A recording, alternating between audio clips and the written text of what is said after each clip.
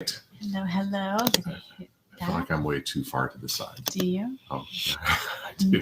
That's not your problem. That's mine. Well, I'm responsible for that. I know, but I can help adjust the camera. Look at our communication. Yeah. So this is wild. We've been doing this series. Hi, Susan. We've been doing this series for 7 weeks now. Yeah, this is week number 7, and we're going to wrap it up tonight. A little bow on it. Pretty excited about the next one, which we'll talk about at the end of this one. How about if we talk about that at the end of this one? I think that's a good idea. Yeah, because we do want to say a little bit. Last time we got on and we weren't sure if we could talk about our events, but tonight we're sure. We are sure. And so Polly just put up the link to go to the event page for Think Differently Jim. Academy. Yes. Hey, Jim, how are you, sir? And so you can hop on the events page, and there's 2 events up there. There'll be a third one.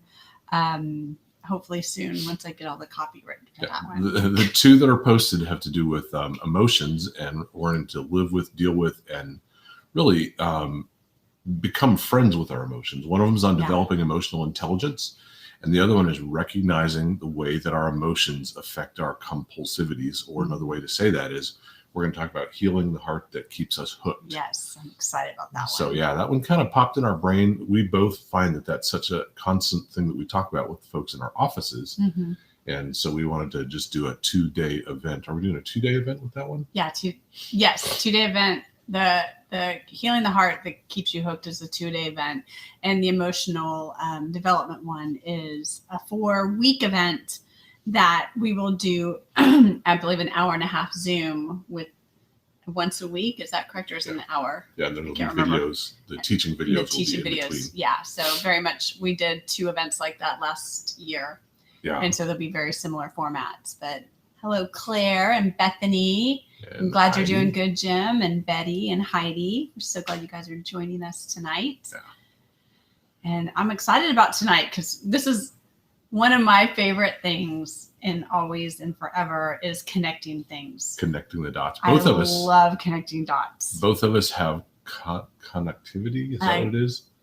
Connectedness. If you've done that, the Strength Finders, I think it's called something else now, but it was Strength Finders 2.0. I think they changed it to call, but you can still look that up and they'll give you another name. I was looking up for a client and I think they changed the name. Interesting.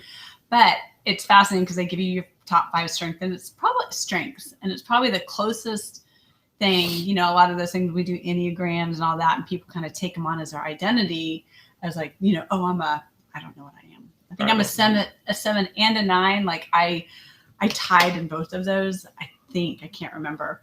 But the Strength Finders is pretty cool. And anyway, it talks about just the connectedness and how every single thing is connected. That's how I see the world. So when we get to kind of demonstrate that and kind of take all the different things and show how they're connected, especially these last 7 weeks. Yes. We could actually take everything from January and talk about how they're all connected. Or maybe 2017. Yeah, when we started, we could just connect all the things. So we do want to remind you that this particular series has been based loosely or not so loosely. Brought to you by Think Differently, Learn Differently. Communication with Change in Mind. What is the subtitle to my book? Communication with Change in Mind. And so what we've been talking about really is the idea that changing the mind isn't just about changing the content of the mind, but there are multiple processes of the mind. And often what happens is people who are trying to change something about their life, they're trying to lose weight, they're trying to stop a habit, they're trying to start a habit, trying to make a significant change. What we find out is that often the thought processes that they're using, or even their methodology of learning, may not be consistent with the goal that they're after. So not all learning is created equal. And that's kind of the thesis behind both the book and our last 7 weeks here. Yes. And so there's a lot more in the book than what we've done in these 7 weeks, but there are things we did these weeks that aren't in the book. Right. So kind of marry the 2 together and you'll get the best of all worlds. It's true. Plus we'll do it again sometime and we'll add more. Exactly. Because there's always more. Even after Bob put that book out, they're like the 4 levels of the brain is like, so I was able to put it in my revision of my book, which was helpful. But to be in that communication book is where we already talk about left brain, right brain, all that stuff. It'll get revised. So I wanted to kind of start with the idea that, so much well, I'll just say this. Romans 12:2, which is, do we have that somewhere nearby? Oh, yes. Romans 12:2, which is a fairly commonly quoted and practiced verse that says, don't be conformed to the patterns of this world, but be transformed by the renewing of our mind. Often what we think is, oh, that's right. Oh, gosh, really, we should stop thinking bad thoughts and we should start thinking good thoughts. We should stop thinking old thoughts and start thinking new thoughts. Are you shitting all over yourself? I'm shitting all over this couch. It's the dogs are coming. Yeah, no, you went too far. Why do I do that? I know. But so the idea is that far too often what we think is that we just use the same process we've always used and put a new thing in our mind instead of using our mind in a new way. It's actually, and I should have dug into it, but the last time I did this at a church somewhere, we dug into the language a bit, and it's actually much more accurate to state that the renewing of the mind is a process-based statement, not a content-based statement, or literally it has to do with changing the way that the mind works, just like repentance is about changing the way that the mind takes in the world around you.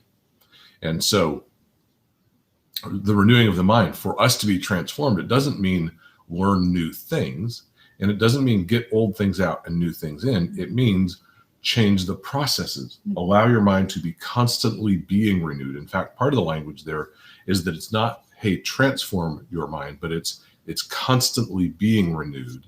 And so there's something about it that has to do with the ongoing process as opposed to stop thinking bad things, start thinking good things. Don't be conformed to the patterns of this world. Pattern of this world, which Right. is interesting. Right. Yeah, when we interrupt patterns. Because so much of what Yeah. we do with the training that we do and other things is that we interrupt the patterns of whether family relationships, patterns of communication, but then don't be conformed to those patterns, but be transformed by the renewing of the way that your mind operates. Think in a completely different way, or as we like to say, Think differently. dun, dun, dun. So It's like you did that on purpose. yeah, I led you right up to it. You Dun. took the bait and you said it, or you actually knew where I was going. I So did, yeah. yeah. So hey, there's Pat Austin. Cool. Hey Pat, Pat. how are you? Good to So see you. Linda popped on. I think we said hi to you. So Yeah. and Betty. Yeah. So tonight we want to connect the dots and kind Yes. of let's review a little bit what we've done so far. Do you want to start that or? Yeah. So when we first started, just kind of talking about, thinking about thinking, I have my little notes and I diaper them around. Because it's been 7 weeks.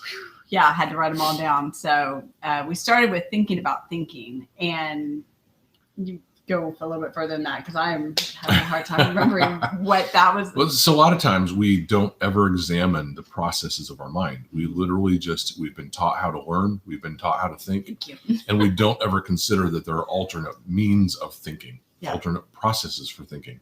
So even thinking about thinking is something called metacognition. And just the idea of thinking about thinking is a way to think differently. But that whole first week was about saying, what if there is more than one way to think? And what if the way you think matters more than what you think? So the whole idea is thinking about thinking and just examining that thought process is the key to transformation. And then thank you. I appreciate that. Yeah. I need I help. saw the look in your eyes. I'm starting with one. I'm not. Anyway, I knew once you got started.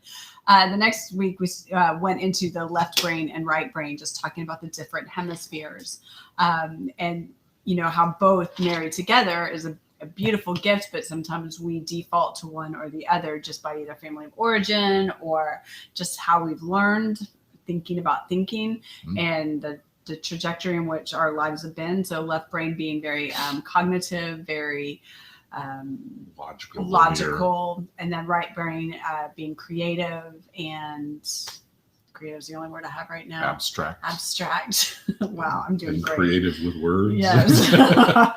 Ooh, it's a good night.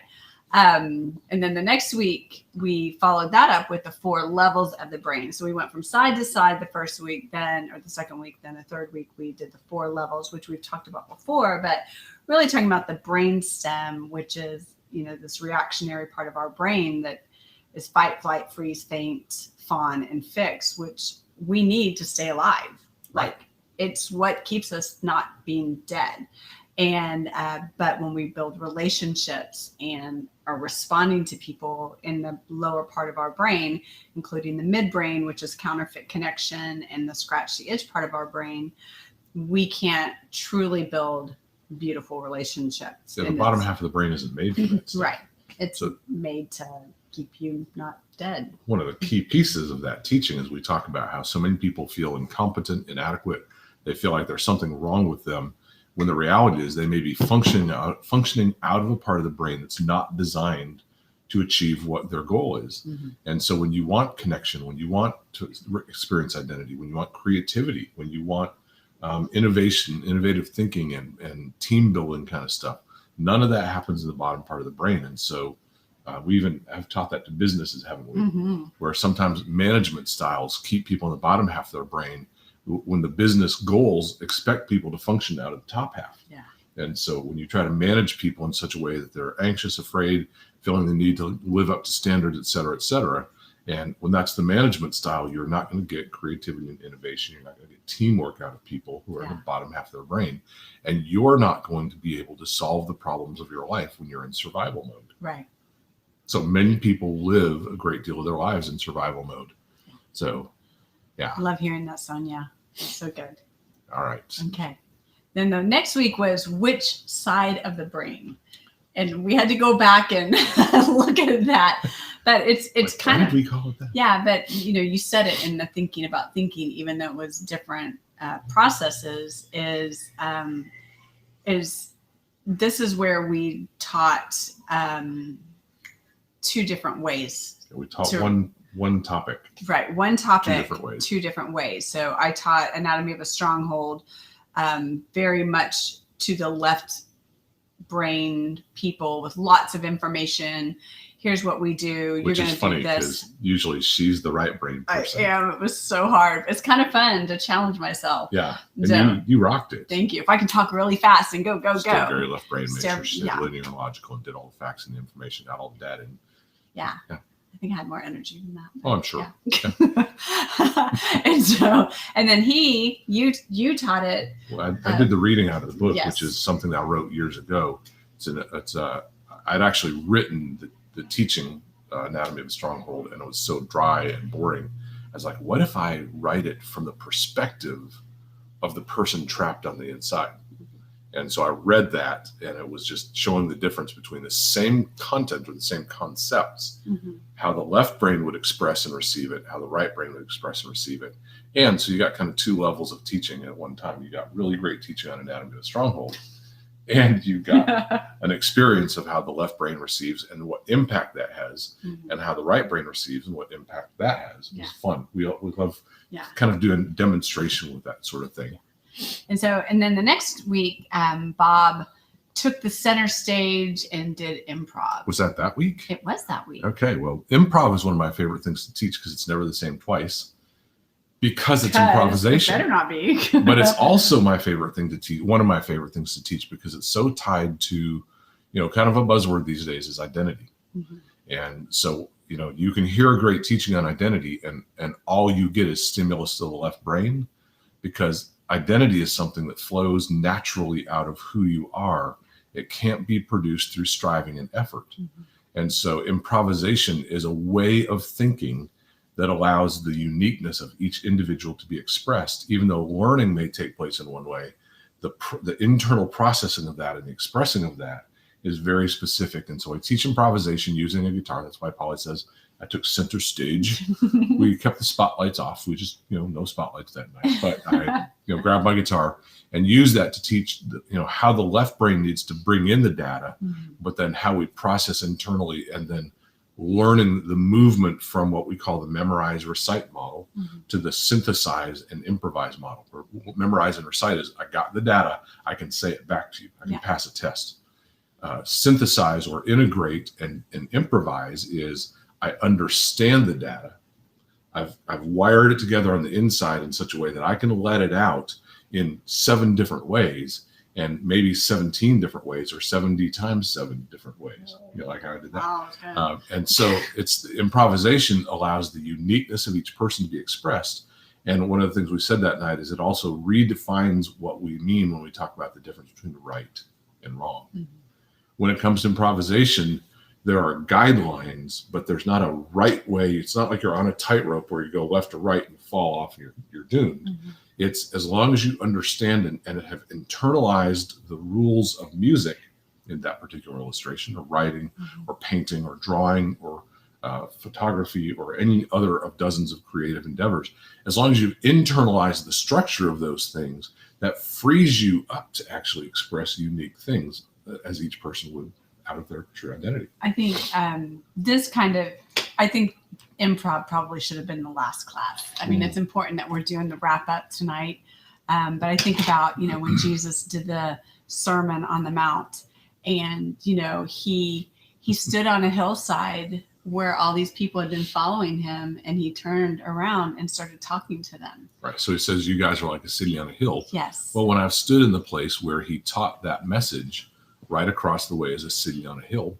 And our tour guide pointed and said, so when Jesus is teaching, he teaches improvisationally from his environment. Right. So he talks about how the grass withers and is burned, and we're right there in a field full of dead grass. And on you see how in the very environment where he taught the Sermon on the Mount is almost every one of the illustrations for that sermon. And he was receiving from the Father, containing and broadcasting in that moment. Beautiful improvisation, because it's Jesus. It's Jesus. Yeah, it's what he does. And who could receive and contain broadcast better than man, but it's, that's how he taught, and it was beautiful. So then last week. Yeah. Were you ready? Yeah, ready. Yeah. Last week we learning through connection. Now, in some ways, that's actually starting to connect the dots, because one of the things we taught about in the left brain, right brain, is that the primary function of the right brain in early childhood development is attachment. And so there is a way of learning that's specific to the right brain. And not only that, but there's an impact that's specific to the right brain. If you want to help somebody move to a new place of change or freedom or development, and you don't tap into right brain strategies, you're really going to miss the most powerful part, the most powerful process of the human mind to bring about change, if you don't learn to learn through connection. Right. Because connection fires all the neural pathways of the right brain, and it gives you not just information, but it gives you the experience. And so when we talk about learning through connection, we literally focused on the relational part of communication. So whether receptivity, where you really connect to the people or persons you're listening to, or when you're speaking, the importance of things like eye contact and leaning in and understanding the difference between we see each other versus we see each other. Yeah. And so connection is such a crucial part of not only communication, but it's also a crucial part of change. Right. A lot of times, I think it's one of the things that's often missing. I'm going to make a hard left turn all of a sudden here. When some terrible crime is committed and the TV reporter interviews a neighbor and says, how, this person who did this terrible thing has been living next to you all these years. What were they like? And someone says, I don't know. They were such a good kid. And, that's probably true from a behavioral perspective. They saw good behavior. They never saw bad behavior. But I think sometimes we miss the impact of connection and attachment on the development of the human soul. What parents hand to their kids is more important than what parents say to their kids. Yeah. The way that they either connect, don't connect, or connect in unhealthy ways does much more to shape the child's soul than the strategies of parenting and the language used or the language sets or methods of parenting. So connection is an important part of communication that brings about change. That's what we've been doing the last 6 weeks. Yeah. So we want to kind of weave that path for you guys a little bit. I see Catherine jumped on, by the way, and Cheryl, and Pat. Yes. I haven't seen you for a while, Pat. I'm glad that things are good for you, and glad to see Catherine on and Cheryl. So, so here's the thing. We go all the way back. We are going to tie it to the beginning of the year in some way, because at the beginning of the year, we talked about the tree of life and the tree of the knowledge of good and evil. Right. The tree of life is the breath of God, or the breath of life, and it's the source of our being. The knowledge of good and evil is about how the brain receives data. And when Adam and Eve made the shift from living from the breath of life to them, in them, and through them, they made the shift to living from knowledge to them and in them. And so they began to live, and we, in their footsteps, began to live by knowledge. And so what we did is we learned to learn based on the knowledge of good and evil. Mm-hmm. One of the intents of this book was to say, if the way that you learn is based on data collection, memorization, and recitation, you're still living by the knowledge of good and evil. Now, there's a time for that. Yeah. You're going to be able to bridge, do heart surgery. Please know your data. Mm-hmm. Please know it well. But if you want to help somebody change, or you yourself want to go through change, the processes of learning start with understanding that the tree of life has always been the target of the human being and the source of the human's identity. So when we live from the tree of life, there is this kind of spontaneous receive and contain that results in this improvisational broadcast, Mm-hmm. right? But we don't receive the tree of life from our left brain.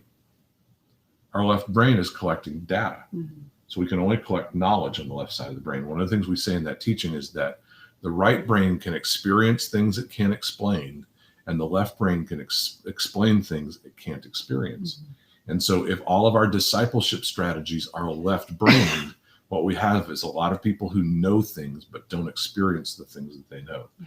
I hope that never happens. I wish I had a cricket button. Okay. Yeah. And so, the tree of life, the tree of the knowledge of good and evil, are intimately connected to all of the things we talked about in terms of the process of learning, but specifically the left brain, right brain stuff. Good grief. Look at this. We've got somebody's got something to say. Sonia.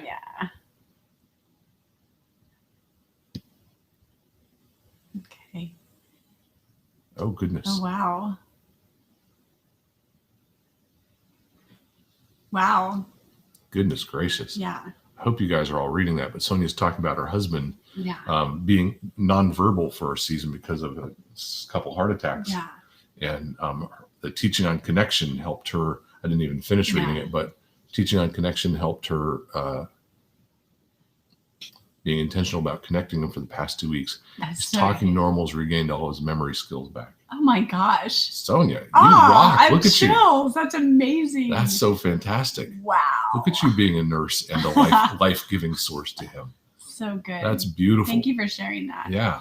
And then, Tony, do you think the knowledge of good and evil shines light on our shortcomings in the light of God, goodness? And then in turn, we become insecure, feeling not good enough.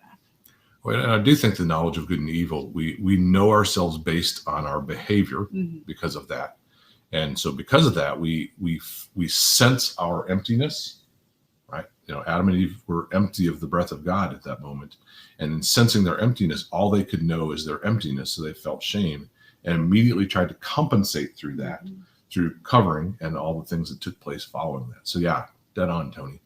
So then we talk about left brain, right brain. We talk about the levels of the brain. Really, one of the main reasons why people stay so much in the bottom half of their brain is because once we shifted to the knowledge of good and evil, what does it say? That they were spiritually no longer alive. Well, the bottom half of the brain is about survival. Yeah.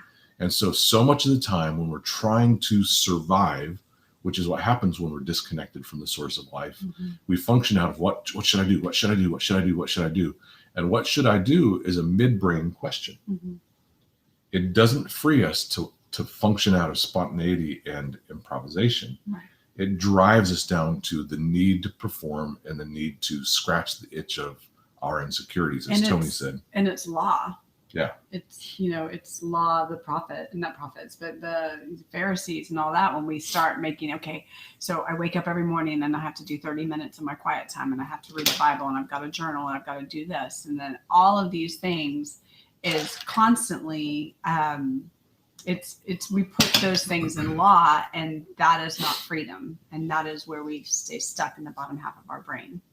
So then we moved you guys into, which side of the brain by demonstrating a teaching where you get to not only hear us talk about it, but we really gave you a right-brained experience of the shift from right brain to left brain. If you're just joining this series, jump back to that one to really get an experience of what it means to think differently and not just to think different.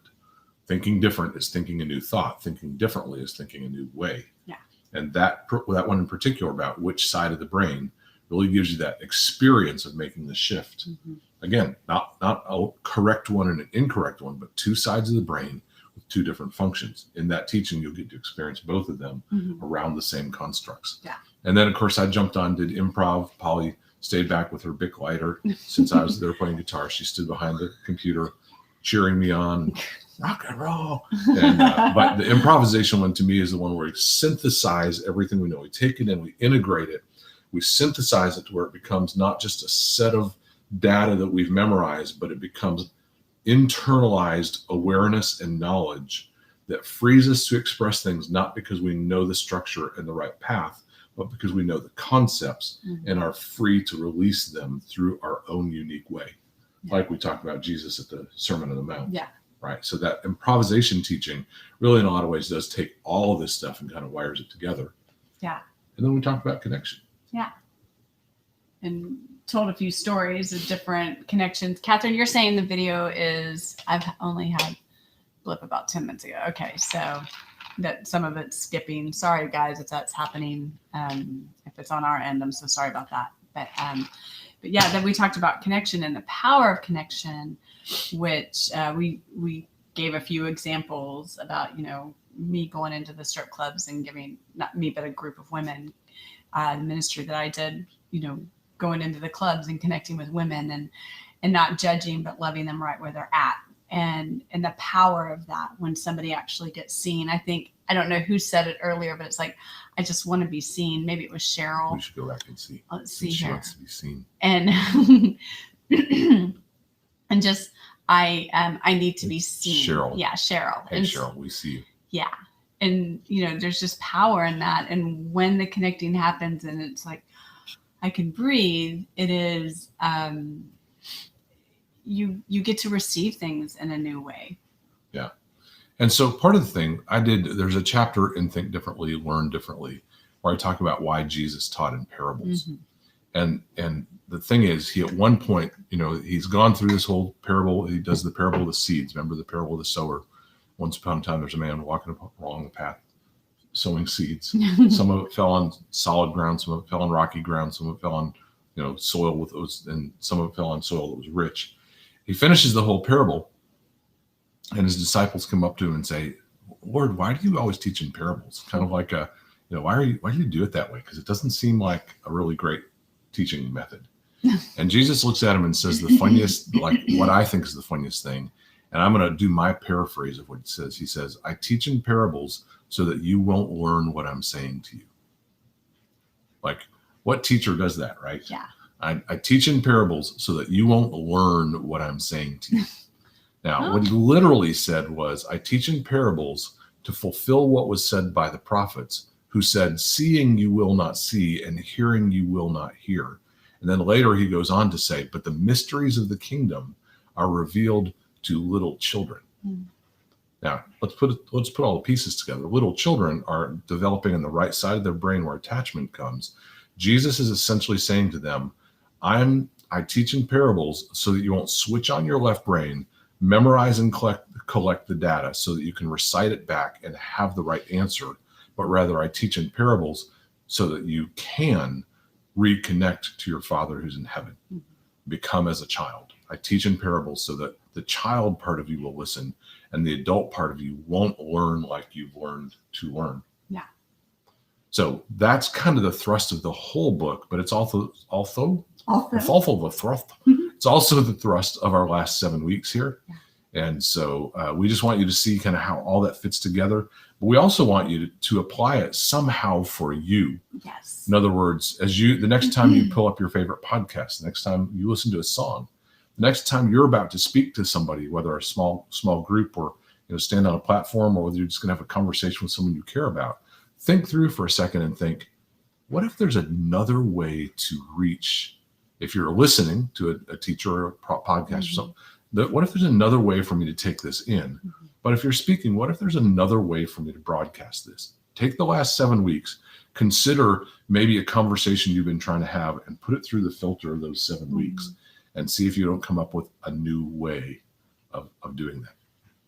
And I think when you do that, also consider the shift from the downstairs part of the brain to the upstairs part of the brain, where connection happens and you catch yourself as like, oh, I got to do this and I got to get this. And, I'm doing this wrong. Or what if I say this wrong? The power of the pause, just take take a second, take a deep breath, move into that connection and say, hey, God, is there anything you want to say? Or just, hi, God. Because then after you connect to self, then you can connect to source. And when you connect to the source of life, God brings life, the receive, the contain, and then you can broadcast, or maybe not. Or not. Or not. Yeah. So I don't think we put the link up for this, but if you guys just want to go to the store. Oh, she's got it right there. If you want to go to the store on Think Differently Academy, that's probably the easiest and quickest way to get there. Is just go to our store on Think Differently Acad, which TDAcad/store, or the link that Polly just put up is there. It's also on Kindle. It's on Kindle. It's not on an audio book yet, and I'm totally responsible for that. Yes. I should do something about that, right? It'll happen. It'll happen. So, Betty, I love that you just said that. My study of the Bible has changed dramatically. I went through Matthew, and now I'm in Mark, so I can take the teacher training for precepts. What great lessons to use in my teaching. Thank you. Oh, I love that. And thank you, Betty. Yeah. Good to see you, Betty. Awesome. Yes. Good to see you. Do I have audio, Pat? I do not have an audio book yet, but that is on my list. Yes. And every time I think of it, it's like, I need to do that. Yeah. So I want to talk about where we're going next. Yeah, please do. So I know what's in my head. I'm just going to kind of speak off the top of my head for a second. Go ahead. I, as well as you, have watched what's happening in our country for a very long time.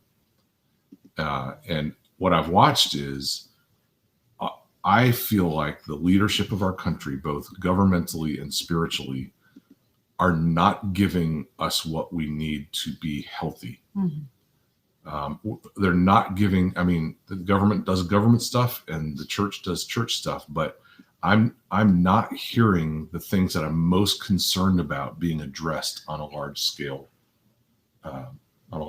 platform. Mm-hmm.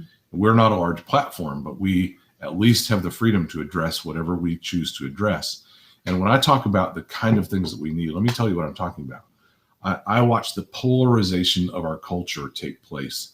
And what happens is that the manipulation of communication at a cultural level has divided people, and people, both because of an inability to understand critical thinking and a failure to learn how to communicate through conflict, find that we, instead of coming together, we get divided. Mm-hmm. I just given you two examples of the kind of things that I think our nation needs to have to come together. We need to learn critical thinking and be able to look at things through a particular lens of thought process. But we also need to learn how to resolve conflicts. What we're going to do over the next several weeks is we're going to just hand out what we think are the things that will be the most healing things to our culture. Mm-hmm. And so those are two of them, but we're also going to talk from the perspective of mental health. Mm-hmm. We're going to talk from the perspective of emotions. We've got those two events coming up in the fall. We're going to talk about, emotional health, emotional intelligence, and helping people learn how to manage their emotions in a healthy way. So the things that will help our nation move towards greater unity, but not just unity, but mental, relational, and spiritual health. There's just like a bundle of these things in my brain. And for a while, I've been frustrated that the leaders that we look to don't necessarily provide that. And it dawned on me, it's not a politician's job to guard the mental health of their people. Mm-hmm. I wish they thought it was, but it's not. And I don't know many spiritual leaders who consider it their job to provide for and protect the mental health of the people of the culture. And so that's what we want to do. Yeah. We want to spend several weeks just kind of looking at what are the things that if we could give these gifts, these skills, these thought processes to anyone in the culture who will listen, what will help people move away from the division, anger, and fear that we're dealing with and move towards a greater sense of unity, a greater sense of health, and less a sense of being powerless. Yeah. I'd say more powerful, but I'm afraid it might be interpreted in certain ways. What I mean is there's a sense that we can all fall into with what's going on in our nation these days and in the world of powerlessness. And I want to be able to say there are a number of things we can all start doing to move our culture towards a much healthier function, relationship, communication model. We've got to learn to look at mass communication in some specific ways. Mhm. And I'm going to talk about those ways. I am.